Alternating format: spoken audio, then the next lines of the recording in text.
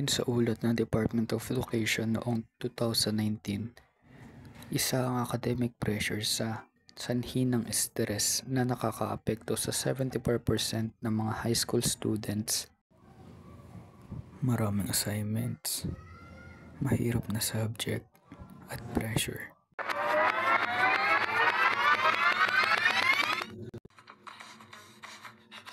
Tara, pahinga ka muna.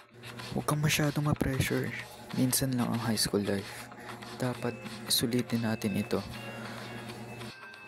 Makipagkwentuhan sa barkada, maglaro at mag-enjoy.